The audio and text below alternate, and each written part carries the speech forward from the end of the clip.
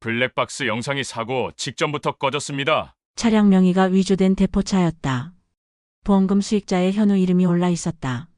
이건 단순 사고가 아닙니다. 박 여사님, 며느리의 탐욕, 아들의 침묵. 나는 복수를 준비하기 시작했다. 안녕하세요. 저는 경기도 일산에 살고 있는 60세 박정숙입니다. 이렇게 제 이야기를 하게 될 줄은 정말 몰랐습니다. 평생 한 번도 큰 병 없이 건강하게 살아왔고 운전도 30년 넘게 해오며 스스로 꽤 튼튼하다고 자부했거든요. 공무원으로 일하며 정년까지 무사히 마치고 은퇴했고 남편이 남긴 유산도 있어 노후도 남부럽지 않게 준비해 두었습니다. 제가 가진 전부라 해봤자 내 하나뿐인 아들 현우였죠. 남편 떠난 뒤로 이 아이 하나만 바라보고 살아왔습니다.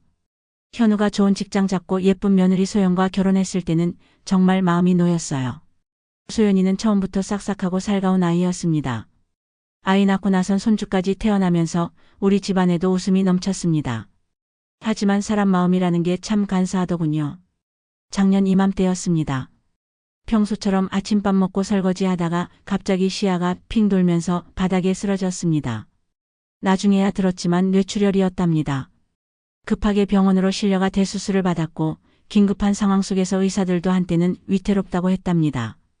다행히 아들 현우는 병실을 떠나지 않으며 저를 지켰습니다. 그 아이가 있어서 얼마나 힘이 되었는지 모릅니다. 그런데 수술 끝나고 의식을 찾았을 때 며느리 소연은 보이지 않았습니다. 눈을 떠서 가장 먼저 물었습니다. 소연이는? 지민이는? 현우는 잠시 머뭇거리다 조용히 대답했습니다. 어머니 소연이랑 지민이는 원래 예정돼 있던 해외여행을 떠났어요. 그 말을 듣고도 한동안 말이 나오질 않았습니다. 내가 병원에서 죽을 고비를 넘기고 있는데 여행을 떠났다고? 속으로 그렇게 되뇌었지만 그 자리에서 아들을 탓하고 싶진 않았습니다. 아직은 모든 게 어지럽고 혼란스러웠으니까요. 하지만 그날 이후였습니다. 내 안에 서서히 알 수 없는 의심이 피어오르기 시작한 건 그 의심이 얼마나 무섭고 끔찍한 진실로 이어졌는지 이제부터 그 이야기를 들려드리려 합니다. 제겐 하나뿐인 아들 현우가 있었습니다. 남편 없이 혼자 키우느라 외롭고 힘든 날도 많았지만 현우는 그런 저를 실망시키지 않았습니다. 공부도 잘하고 성실한 아이였거든요. 엄마 나중에 꼭 잘 돼서 엄마 편하게 해드릴게요. 어린 시절부터 현우는 늘 그렇게 말하곤 했습니다. 현우가 취업하고 소연이라는 며느리를 데려왔을 때도 저는 참 복이 많다고 생각했습니다. 소연이는 첫인상부터 싹싹하고 깍듯했어요. 어머님, 제가 부족하지만 잘 부탁드릴게요. 그녀의 그 말에 마음이 놓였습니다. 결혼식 날 남편 영정사진 앞에서 저는 속으로 이렇게 말했습니다. 여보, 이젠 이 아이 잘 살겠지. 당신도 하늘에서 흐뭇하게 보고 있겠지. 결혼 후에도 소연이는 자주 집에 들렀고 손주 지민이 태어난 뒤로는 더욱 자주 왕래했습니다. 명절마다 양가를 번갈아 가며 예의를 갖췄고 손주 키우느라 고생이 많다며 종종 저녁도 사다 날랐습니다. 어머님, 이번에 보양식 좀 해드리려고요. 몸도 챙기셔야죠. 저는 그런 며느리가 참 고마웠습니다. 다만 가끔 소연이가 제게 재산이나 보험 얘기를 은근히 꺼낼 때마다 조금은 불편함을 느끼긴 했습니다. 어머님도 이제 슬슬 정리 좀 해두셔야 하지 않을까요? 세금도 그렇고 미리미리 준비해두면 현우도 덜 힘들고요. 그럴 때마다 저는 애써 웃으며 말을 돌렸습니다. 아직은 내가 다 알아서 할 수 있으니까. 나중에 진짜 힘들어지면 그땐 내가 도와줘. 그때까지만 해도 소연이가 순수하게 걱정해서 그런 줄 알았습니다. 그런데 시간이 지나면서 뭔가 조금씩 어긋나는 느낌이 들기 시작했습니다. 소연이가 종종 혼자서 재산 얘기를 꺼내고 진명의 문제라든지 유언장 이야기를 자연스럽게 입에 올리기 시작했습니다. 아들 현우도 어느 순간부터 그런 대화를 피하지 않았습니다. 엄마, 요즘은 다들 살아있을 때 정리해 둔다더라. 나중에 갑자기 일 생기면 골치 아프대. 너까지 왜 그런 말을 하니? 내가 아직 서류 정리할 나이도 아니야. 그냥 미리미리 준비해두면 엄마도 맘 편하고 우리도 헷갈릴 일 없잖아. 그렇게 아들과 며느리는 점점 하나의 목소리를 내기 시작했습니다. 나는 속으로 씁쓸했습니다. 내가 애들한테 짐 되는 사람 취급받는 건가? 그렇다고 정색하고 싸우기도 싫었습니다. 오히려 그저 시간이 지나면 다시 예전처럼 돌아가겠거니 했습니다. 그러던 중에 뇌출혈로 쓰러진 거였습니다. 어쩌면 그게 이 모든 흐름의 시작이었는지도 모르겠습니다. 수술 후 회복은 생각보다 빨랐고 의사들도 경과가 좋다며 안도했습니다. 현우는 여전히 살뜰했고 소연도 여행에서 돌아온 뒤 한동안은 부쩍 친절해졌습니다. 어머님, 이제 건강 꼭 챙기셔야 해요. 무리하지 마시고요. 며느리의 그 다정한 목소리를 들으며 저는 다시 한번 스스로를 타일렀습니다. 그래, 이 아이들도 아직 젊으니까. 욕심이 앞선 거지 나쁜 애들은 아니야. 그렇게 몇 년이 흘렀습니다. 몸도 완전히 회복했고 다시 봉사활동도 다니고 친구들과 등산도 다니며 소일거리를 즐겼습니다. 다행히 큰 탈 없이 일상이 흘러가던 중이었죠. 그러다 지난 여름 현우가 여행을 제안했습니다. 엄마, 이번 여름 휴가는 하동 쪽으로 내려가서 같이 보내자. 우리 먼저 산청 친구 펜션에서 며칠 묵을 거고 엄마는 하동으로 바로 와. 오랜만에 지민이도 좋아할 거야. 나는 흔쾌히 그러자고 했습니다. 아들이 이렇게 먼저 여행을 제안하는 건 정말 오랜만이었으니까요. 그때는 몰랐습니다. 그 만남이 또 다른 비극의 시작이 될 줄은요. 그날 아침 저는 일찍부터 길을 나섰습니다. 날씨도 맑고 도로 상황도 한산해서 기분 좋은 드라이브가 될 줄 알았습니다. 어머니, 도착하시면 연락 주세요. 펜션에서 기다릴게요. 현우가 아침 일찍 전화를 걸어왔습니다. 산청에서 하동으로 넘어가는 국도는 굽이굽이 이어진 산길이었습니다. 운전 경력이 오래된 저는 크게 긴장하지 않고 천천히 속도를 유지하며 운전했습니다. 그런데 어느 순간 제 앞에 검은색 SUV 한 대가 천천히 끼어들었습니다. 이상하게 속도를 일정하게 유지하지 못하고 오르막길에서는 속도를 뚝 떨어뜨렸다가 내리막에선 조금 가속하길 반복했습니다. 왜 저렇게 운전을 하지? 살짝 답답했지만 저는 거리를 유지하며 조심히 따라갔습니다. 문제는 연속 커브가 시작될 무렵이었습니다. 갑자기 앞차가 급하게 브레이크를 밟았습니다. 저는 본능적으로 브레이크를 깊게 밟았습니다. 하지만 이미 커브 진입 중이었고 도로 바닥이 살짝 젖어 있었습니다. 차량은 미끄러지기 시작했습니다. 핸들을 붙잡고 최대한 버텨보려 했지만 무게 중심이 한쪽으로 쏠리면서 가드레일을 들이받았습니다. 그 충격에 차는 그대로 옆으로 굴러내려가기 시작했습니다. 빙글빙글 도는 차창 밖으로 산비탈이 어지럽게 지나갔고 가슴이 조여들며 숨이 막혔습니다. 아, 안 돼, 이렇게 죽는 건가? 머릿속이 새하얘진 순간 강한 충격과 함께 의식을 잃었습니다. 얼마나 시간이 흘렀을까요? 희미한 빛 사이로 들려오는 소리가 제 의식을 깨웠습니다. 어머니, 정신 드세요. 어머니, 현우의 목소리였습니다. 눈을 뜨니 병원 천장이 보였습니다. 팔과 다리에 붕대가 감겨 있었고 머리는 묵직했습니다. 나 살았구나. 간신히 입술을 뗐습니다. 현우가 눈물을 글썽이며 고개를 끄덕였습니다. 네, 어머니. 기적이에요. 차가 몇 번이나 구른 건데 큰 부상 없이 깨어나셨어요. 병원에서도 놀라더라고요. 저는 희미하게 미소를 지었습니다. 그 순간 뭔가 이상한 감각이 가슴을 찔렀습니다. 그런데 소연이는? 저는 물었습니다. 잠시 머뭇거리던 현우는 애써 태어난 얼굴을 지으며 대답했습니다. 어서울로 올라가라고 했어요. 제가 어머니도 금방 회복하실 거라 믿고 뭐에 데리고 계속 있으면 힘들기도 하고. 그 말을 들으면서도 저는 애써 고개를 끄덕였습니다. 그래, 애랑 같이 병원에 있으면 힘들었겠지. 하지만 마음 한구석이 묘하게 걸렸습니다. 이상했습니다. 제가 뇌출혈로 수술했을 때도 입원 사고가 났을 때도 소연이는 늘 이렇게 결정적인 순간에 옆에 없었습니다. 며칠 후 병원에서 회복하던 중 담당 간호사가 무심코 한마디를 던졌습니다. 참 신기하죠. 앞에 가던 SUV 차량 블랙박스도 사고 당시엔 영상이 없었다던데요. 저는 그 말을 듣는 순간 가슴이 덜컥 내려앉았습니다. 블랙박스가요? 네, 경찰 조사할 때 들었어요. 블랙박스가 충격 직전 몇 분 동안만 녹화가 안 됐다네요. 장비 문제인지 뭐 요즘 이런 경우 종종 있대요.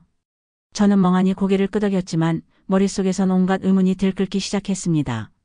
어쩌다 저렇게 정확히 급커브에서 브레이크를 밟았을까? 왜 하필 SUV가? 왜 블랙박스가 그 타이밍에 꺼졌을까?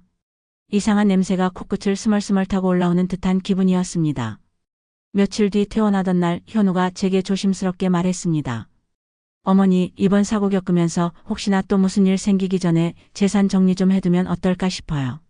집 명의도 그렇고 금융자산도 그렇고 미리미리 준비하면 우리도 어머니도 다 마음 편할 테니까요. 저는 그 말을 듣고 웃었습니다. 그 얘기는 나중에 하자. 아직은 멀쩡히 살아있는데 정리할 게 뭐가 있니? 그때 현우는 눈을 피했습니다. 그리고 그 뒤로 소연 역시 슬쩍슬쩍 비슷한 말을 꺼내기 시작했습니다. 어머님, 지민이 학비도 슬슬 준비해야 하고 요즘 세금이 워낙 올라서요. 혹시 전문가랑 상담이라도? 저는 더 이상 대답하지 않았습니다. 그저 조용히 관찰하기 시작했습니다. 이 아이들이 지금 도대체 무슨 속셈을 꾸미고 있는지. 그날 이후 저는 매일 밤 머릿속이 복잡했습니다. 아직까지는 확실한 증거도 없었고 어쩌면 제가 괜한 의심을 하는 건지도 모른다고 스스로를 다독이기도 했습니다. 하지만 시간이 지날수록 그들의 행동은 제 의심을 더 키워갔습니다. 소연은 여전히 살갑게 지냈습니다. 퇴원 후에는 손주 지민이를 데리고 종종 찾아왔고 집안일도 거들었습니다. 어머님, 이젠 무리하지 마세요. 제가 와서 장도 보고 청소도 할게요. 하지만 어느 날부터인가 소연의 입에서 자주 나오는 단어가 귀에 박히기 시작했습니다. 정리. 어머님, 이제 집 명의도 슬슬 정리하셔야죠. 혹시 또 무슨 일 생기면 복잡해지니까요. 어머님 명의로 두는 것보다 현우 이름으로 넘겨두면 세금도 줄고. 저는 조용히 미소를 지었습니다. 너무 걱정 안 해도 돼. 내 재산은 내가 알아서 할 테니까. 소연의 입꼬리가 살짝 떨리는 걸 그때 분명히 보았습니다. 며칠 후에는 현우까지 같은 소리를 반복했습니다. 엄마, 요즘 법이 바뀌어서 미리 증여하는 사람이 많다더라. 괜히 나중에 우리가 세금 폭탄 맞을까봐 그래. 저는 차분히 물었습니다. 그게 내 생각이야? 아니면 소연이가 시켜서 얘기하는 거야? 현우는 순간 말을 잃었다가 억지로 웃으며 말했습니다. 둘 다 생각해서 하는 말이야. 엄마가 건강할 때 미리 준비하면 우리도 덜 부담스럽고. 저는 그저 고개만 끄덕였습니다. 입술을 깨물고 참았습니다. 제가 키워낸 아이가 이렇게 변해가고 있다는 사실이 무엇보다 가슴을 찔렀습니다. 이쯤 되자 저는 더 이상 혼자 고민할 수가 없었습니다. 결국 오랫동안 알고 지낸 김기석 변호사에게 연락을 드렸습니다. 기석 씨, 나 요즘 자꾸 마음이 불편해서 상담 좀 받아볼까 해. 조용한 카페에서 만난 김기석은 제 이야기를 처음부터 끝까지 묵묵히 들었습니다. 그리고 천천히 입을 열었습니다. 방 여사님, 저는 이걸 단순한 노파심으로 보지 않습니다. 두 차례나 어머님께 중대한 사고가 있었고 두 번째 사고는 아무리 봐도 수상합니다. 앞차의 급브레이크, 블랙박스 오류, 심지어 차주 신원조차 애매하다는 점, 이건 누군가 의도적으로 만든 가능성을 염두에 둬야 합니다. 그의 말에 저는 온몸이 얼어붙는 듯 했습니다.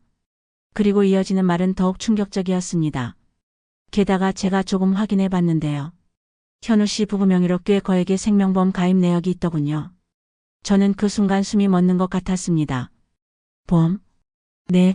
방 여사님 사망 시 수익자가 현우 씨로 지정돼 있습니다. 가입 시점도 미묘합니다. 뇌출혈 이후 얼마 안 지나서요. 손끝이 떨려왔습니다. 눈앞이 어지러질했습니다. 설마 정말로 그 아이들이. 김기석은 조심스럽게 말을 아꼈지만 눈빛이 모든 걸 말해주고 있었습니다.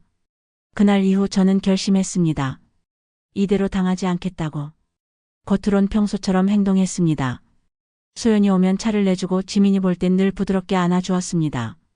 현우가 와서 서류 얘기를 꺼낼 땐 웃으며 고개를 끄덕여 주었습니다. 그러면서도 조용히 조금씩 준비했습니다. 김기석 변호사와 함께 제 재산을 모두 신탁계좌로 옮겼고 유언장도 새로 작성했습니다. 보험사에도 연락해 제 의사 확인 절차를 진행했습니다. 그리고 사고 당시 수상했던 차량의 정보를 조금씩 추적하기 시작했습니다.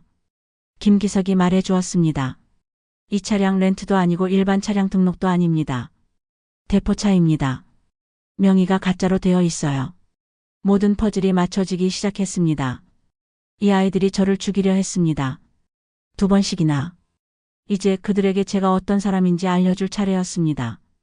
겉으로 보기엔 아무 일도 없는 듯 했습니다. 소연은 여전히 싹싹하게 굴며 주말마다 지민이를 데리고 찾아왔고 현우도 종종 들러 저녁을 먹고 갔습니다. 어머님, 지민이가 피아노 학원 다니기 시작했어요. 곧 연주회도 한대요. 소연이 싱긋 웃으며 말했습니다. 저는 손주의 머리를 쓰다듬으며 부드럽게 웃었습니다. 그래? 우리 지민이 많이 컸네. 저는 그저 평온한 어머니로 남아 있었습니다. 그 아이들 역시 제가 모든 걸 잊었다고 믿고 있었을 겁니다.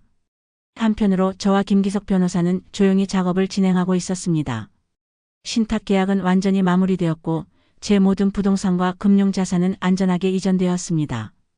혹시라도 있을 사고를 대비해 생전증여분, 유언장도 새로 작성했습니다. 이제 어머님 재산은 현우 부부가 함부로 손댈 수 없습니다. 김기석 변호사가 단호히 말했습니다. 기석 씨 덕분이에요. 이젠 조금 마음이 놓이네요. 저는 속으로 조용히 기다렸습니다. 이들이 이걸 언제 알게 될지. 그리고 결국 그날이 찾아왔습니다. 어느 날 저녁 현우가 무거운 표정으로 찾아왔습니다. 소연은 따라오지 않았습니다. 엄마 혹시 요즘 은행이나 보험에서 무슨 일 있었어? 저는 태연히 찻잔을 들며 대답했습니다. 무슨 일? 그냥 은행에서 이상한 문자가 오고 변호사랑 같이 신탁 계약을 했다는 말도 들리고 혹시 누가 엄마한테 이상한 조언한 거 아니야? 저는 조용히 현우의 눈을 바라보았습니다. 이상한 조언이라 너희 부부가 내 재산에 대해 자꾸 걱정하는 것 같길래 그냥 내가 조금 정리해 둔 거다. 현우의 입술이 파르르 떨렸습니다. 엄마, 그건 우리랑 상의하고 했어야지. 이런 건 가족끼리 같이 의논해야 되는 거잖아. 저는 천천히 고개를 저었습니다.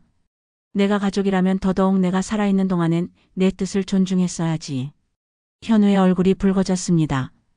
그때 소연이도 현우의 뒤를 따라 집으로 들어왔습니다. 어머님, 이건 좀 심하신 거 아니에요?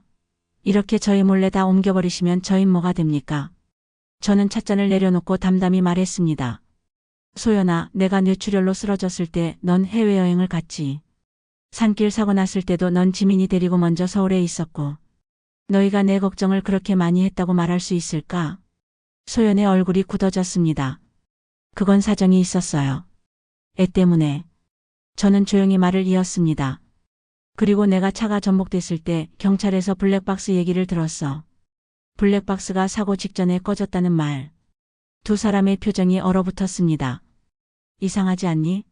아무리 오래 운전했어도 내 차는 그날따라 왜 그렇게 쉽게 미끄러졌을까? 앞에 가던 SUV는 왜 그렇게 급하게 브레이크를 밟았고 왜 그 차량은 블랙박스가 작동을 안 했을까? 저는 목소리를 낮추며 단호히 말했습니다. 나는 이 사고가 단순한 사고가 아니라고 생각하고 있어. 소연이 작게 헛웃음을 터뜨렸습니다. 어머님, 그걸 지금 저희를 의심하시는 거예요? 저는 미소를 지었습니다. 아니, 의심하진 않아. 그냥 알아본 것뿐이야. 혹시 모르잖니. 세상 일이 어떻게 흘러갈지. 그들의 표정은 점점 굳어졌습니다. 소연의 눈빛엔 처음으로 두려움이 스쳤습니다. 내 재산은 이미 신탁으로 넘겨놨고 변호사와 상속 계획도 새로 짰다. 그러니 너희는 이제 걱정하지 않아도 돼. 현우는 입술을 꼭 다물고 고개를 숙였습니다. 소연은 더 이상 말을 잇지 못했습니다. 그날 밤 저는 처음으로 편하게 잠이 들었습니다. 하지만 그때도 알고 있었습니다. 이 아이들이 여기서 쉽게 물러서진 않을 거라는 걸. 진짜 복수는 이제 시작이었습니다. 며칠 후 현우가 다시 찾아왔습니다.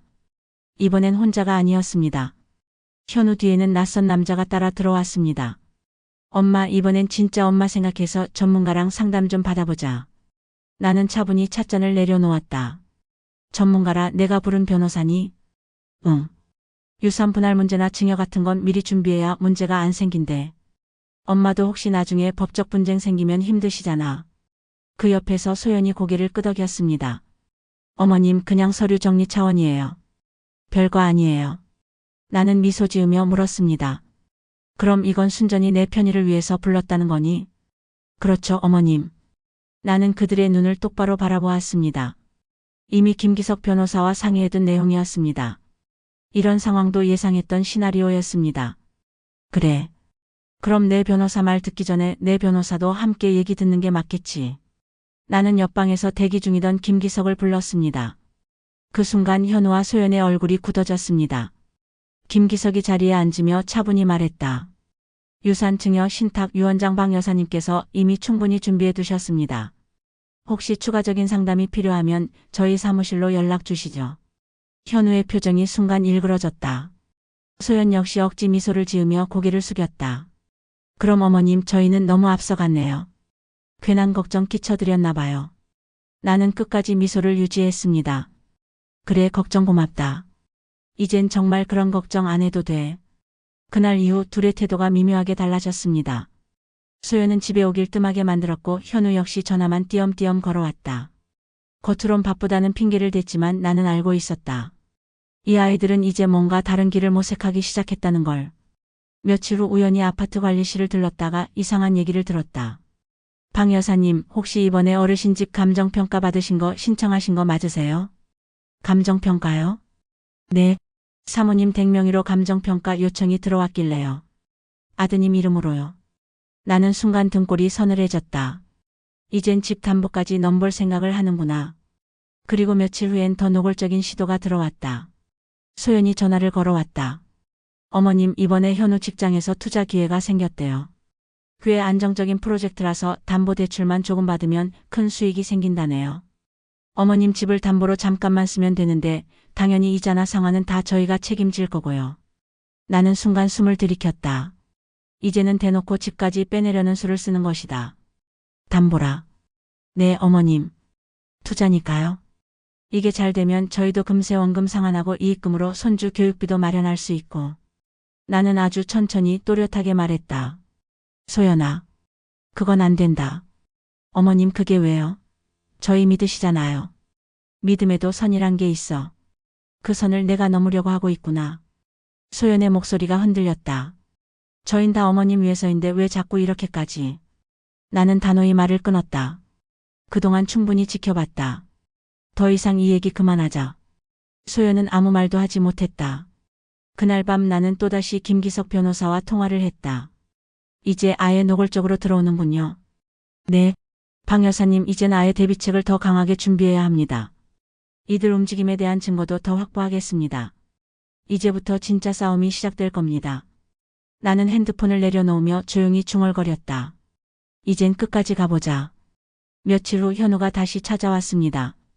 이번엔 얼굴에 여유가 전혀 없었습니다. 엄마, 솔직히 좀 얘기하자. 저는 차를 내오며 말했습니다. 그래. 얘기해봐라. 현우가 숨을 한번 고르고 말을 꺼냈습니다.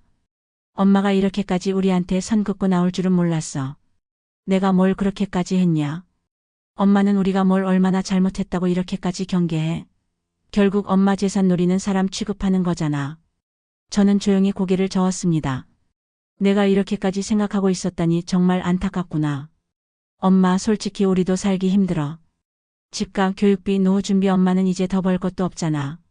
어차피 다 우리 못 될 거 빨리 정리하자는 건데 그게 그렇게 못할 짓이야. 저는 차분히 그러나 단호히 말했습니다. 살기 힘들다고 부모를 죽여서라도 가져가고 싶어졌니?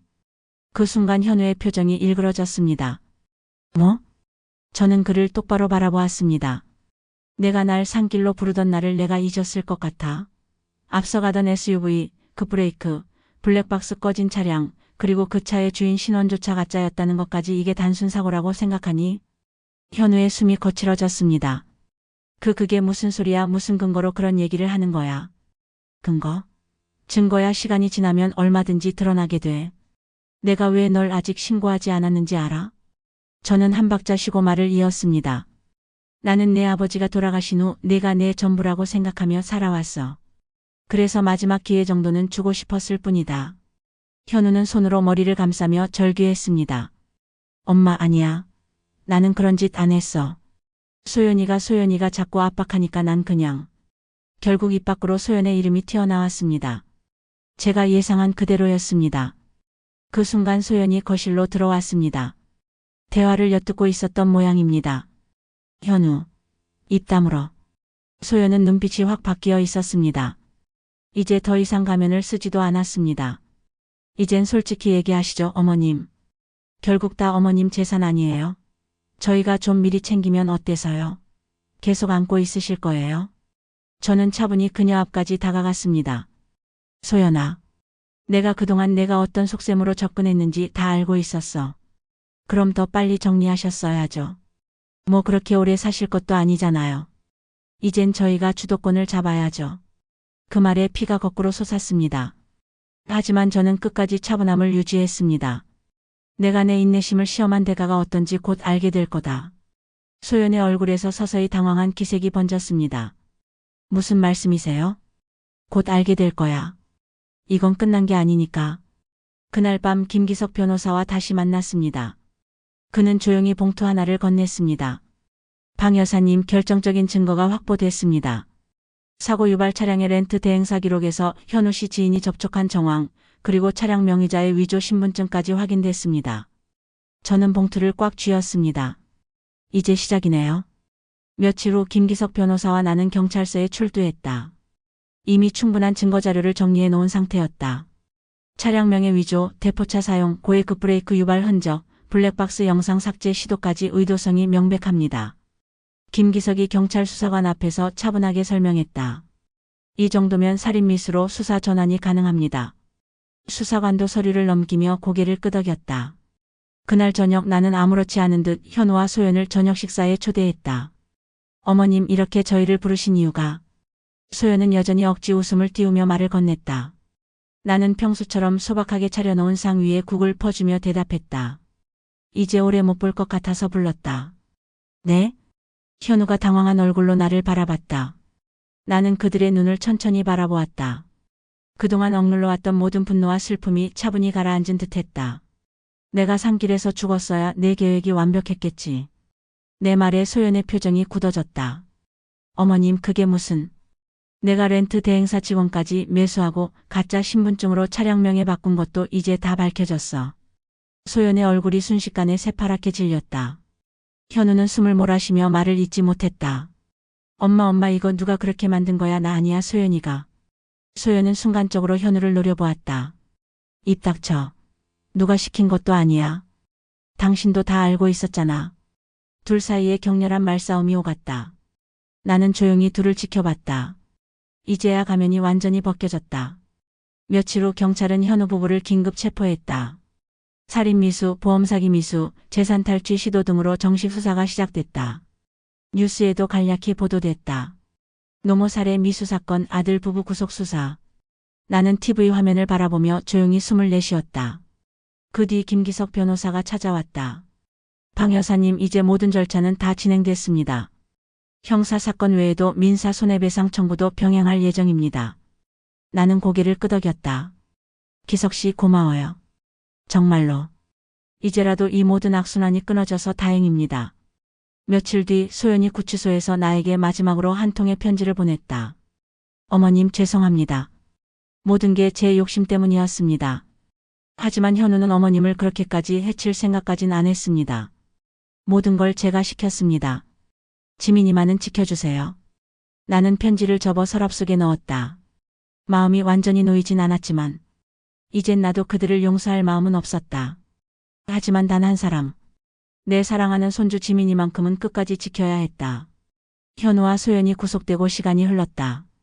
나는 여전히 혼자 살고 있었지만 이전과는 전혀 다른 마음가짐으로 하루하루를 보내고 있었다. 이제는 더 이상 두렵지 않았다. 지금까지는 아들을 잃을까 두려워 침묵했지만 그 침묵이 오히려 내 목숨까지 위협하게 만들었음을 뼈저리게 깨달았다. 김기석 변호사와 나는 본격적인 민사소송을 준비하기 시작했다. 소연과 현우가 저지른 살인미수와 보험사기 시도 외에도 그들이 노리고 있었던 부동산 담보 시도, 위조 명의 사용, 금융기관 사기 시도 등 수많은 민사상 불법 행위를 증명할 자료가 이미 확보돼 있었다. 방 여사님, 이 사건이 단순한 형사사건으로만 끝나면 안 됩니다. 반드시 민사 책임까지 끝까지 물어야 합니다. 그래야 이 아이들이 뿌리까지 뽑히겠죠. 나는 단호히 고개를 끄덕였다. 며칠 후 민사 재판이 시작됐다. 법정에 선 현우는 초췌한 얼굴로 나를 바라보았다. 예전 그 순수하고 밝던 아들의 모습은 온데간데 없이 사라지고 욕망과 욕심에 휩싸여 몰락해가는 한 남자만이 남아있었다. 피고 김현우, 피고 윤소연은 피해자 박정숙 씨에 대해 전 재산 탈취 시도를 목적으로 고의적 교통사고를 설계하고 살인미수를 시도하였으며 보험사기 및 사문서 위조 등 다수의 민형사 불법 행위를 저질렀습니다. 판사의 목소리는 냉철했다. 김기석 변호사는 차분히 치밀하게 준비한 증거자료를 하나씩 제출했다. 차량 대포차 매수 경로, 위조 신분증 발급 자료, 블랙박스 조작 흔적, 보험사 계약 변경 내역, 담보대출 시도 증거. 모든 자료가 법정에 제출될 때마다 현우와 소연의 얼굴은 점점 창백해졌다. 재판이 끝나고 나오는 길. 현우가 구치소 호송차에 실리기 전 내게 마지막으로 시선을 보냈다. 엄마, 정말 이렇게까지 해야 했어? 나는 그저 조용히 대답했다. 이 모든 걸 만든 건 나도 아니고 법도 아니다. 너희 둘이 만든 거다. 현우의 눈가에 눈물이 맺혔지만 더 이상 그 눈물에 흔들릴 내가 아니었다. 그날 밤 김기석 변호사와 다시 한번 마주 앉았다. 이젠 거의 마무리 단계입니다, 박 여사님. 재산은 전부 보호됐고 이들의 민형사 책임도 거의 확정적입니다. 기석 씨 덕분에 여기까지 왔네요. 아닙니다. 여사님이 끝까지 용기 내주셨기에 가능한 일이었습니다. 나는 조용히 웃었다. 이제야 숨을 돌릴 수 있는 듯했다. 하지만 복수는 아직 끝난 게 아니었다. 나는 이 아이들에게 단순한 처벌이 아닌 그들이 잃은 것을 평생 뼈저리게 후회하며 살아가도록 만들고 싶었다. 이제 마지막 단계를 준비할 때였다. 민사소송이 끝나자 재판부는 예상보다도 강력한 판결을 내렸다. 피고 김현우, 윤소연은 피해자 박정숙 씨에게 손해배상금 8억 5천만 원을 지급하고 위법하게 시도한 담보대출 관련 금융계약 전부 무효를 선고한다. 또한 향후 10년간 어떠한 상속재산 청구권도 행사할 수 없다. 이 판결로 사실상 내 재산은 완전히 그들의 손이 닿을 수 없는 곳으로 넘어갔다. 신탁계약도 무효화될 일이 전혀 없어졌고 내 사후에도 그들이 아무것도 가져갈 수 없게 됐다. 그로부터 얼마 후 현우는 회사에서도 파면 처분을 받았다. 직장에까지 이 사건이 알려진 것이다. 소연 역시 다니던 법무사 사무소에서 해고되었고 그동안 명품에 과소비하던 신용카드 빚과 대출이 한꺼번에 터져나오기 시작했다. 지금껏 누려왔던 생활이 순식간에 무너져 내렸다. 몇 달 후 변호사를 통해 소연 측에서 조용히 연락이 왔다. 소연 씨가 파산 신청을 준비하고 있습니다. 혹시 민사 판결 일부라도 조정 의사가 있는지 문의합니다. 나는 단호하게 답했다. 없습니다. 얼마 지나지 않아 구치소에서 봉역 중이던 현우에게서도 연락이 왔다. 엄마 면회 한 번만 와줄 수 없어? 나는 가만히 전화를 내려다봤다. 잠시 망설였지만 결국 가기로 했다. 면회실 유리창 너머로 마주한 현우의 얼굴은 초췌했다. 그동안 내가 알던 아들의 모습이 아니었다. 엄마 미안해, 정말 미안해. 나는 그를 조용히 바라보다가 입을 열었다. 현우야, 난 내가 그동안 어떤 유혹 속에 있었는지 이제 안다. 하지만 사람은 선을 넘어선 안 되는 거야. 현우의 어깨가 떨렸다. 엄마, 나 다시는 그런 짓 안 해. 다시 시작할 수 있게 기회 한 번만. 나는 조용히 고개를 저었다. 이건 나도 어쩔 수 없어. 법이 너희에게 준 벌이고 너희가 스스로 선택한 결과야. 이걸 평생 잊지 말아야 한다. 현우의 눈에서 눈물이 줄줄 흘러내렸다. 집으로 돌아와 혼자 앉아있던 그날 밤 지민이에게서 영상통화가 걸려왔다. 할머니 보고 싶어요. 나는 그 아이의 환한 얼굴을 보며 미소를 지었다. 할머니도 지민이 많이 보고 싶지. 엄마 아빠는 언제 집에 와요? 나는 잠시 말을 멈췄다. 그리고 부드럽게 말했다. 조금 더 시간이 걸릴 거야. 하지만 지민이는 걱정 마. 할머니가 항상 옆에 있어 줄 거니까. 네. 아이의 밝은 목소리에 눈가가 살짝 젖었다. 하지만 이번엔 슬픔이 아닌 안도와 결심의 눈물이었다. 그날 밤 나는 처음으로 편안히 잠이 들었다. 그리고 새벽녘 속으로 조용히 중얼거렸다. 이젠 진짜 끝났다. 그로부터 2년이 지났다. 이제 나는 조용한 일상을 살아가고 있다. 하루는 동네 도서관에 가서 책을 읽고 하루는 근처 복지센터에서 봉사활동도 하며 시간을 보낸다. 텃밭에 작은 채소밭은 내 하루의 소소한 낙이 됐다. 가끔 이따금 지민이가 주말마다 집에 온다. 이젠 초등학교 고학년이 된 지민이는 많이 컸고 밝고 예쁜 아이로 자라고 있다. 할머니, 오늘 도서관에서 받아쓰기 100점 맞았어요. 지민이의 자랑을 들으며 나는 늘 미소 짓는다. 이 아이만은 이 모든 어두운 사건 속에서도 끝까지 보호할 수 있었기에 다행이었다. 가끔 밤이 되면 문득 지난 시간들이 스쳐 지나간다. 내가 낳아 키운 아들이 결국 내 목숨을 노리게 된 비극적인 선택들. 그리고 그 아들의 욕심을 부추긴 소연의 끝없는 탐욕. 만약 내가 그때 아무것도 모른 척하고 넘어갔다면 아마 이젠 이 자리에도 없었겠지. 하지만 동시에 그런 생각이 든다. 사람이란 결국 선택의 책임을 지고 살아가는 존재라는 것. 나는 내 인내가 어디까지 갈 수 있는지를 끝까지 확인했고 결국엔 스스로 내 삶을 지켜냈다. 얼마 전에는 교도소 측에서 소식을 전해왔다. 현우는 여전히 봉역 중이고 소연은 별거에 들어갔다고 했다. 나는 이제 그 소식에도 큰 동요가 없다. 스스로 뿌린 씨앗을 스스로 감당하는 것이 인생이라는 걸 그들도 언젠가 깨닫겠지. 오랜만에 김기석 변호사와도 커피를 마셨다. 박 여사님 참 강하십니다. 여기까지 이렇게 오시다니요? 나는 고개를 저으며 말했다. 기석 씨 덕분이죠. 아마 그때 기석 씨가 아니었으면 지금쯤 난. 그는 조용히 내 말을 막았다. 아닙니다. 결국 끝까지 싸워낸 건 여사님 자신입니다. 지금도 가끔 시청 세무과에서 함께 일하던 옛 동료들과 연락하며 웃는다. 이제 그저 평범한 노년의 삶을 보내는 중이다. 나는 깨달았다. 사람은 젊을 때도 나이 들어서도 항상 삶을 지키는 싸움을 하게 된다는 걸. 그리고 그 싸움은 결국 내가 끝까지 나 자신을 포기하지 않을 때 이긴다는 거. 오늘 밤도 지민이는 내 옆방에서 평화롭게 잠이 들었다. 창밖으로 부드러운 바람이 불어오고 나는 조용히 창문을 닫으며 스스로 다짐한다. 내가 살아서 버텨낸 것만으로 충분하다. 이젠 평온하게 살아가자.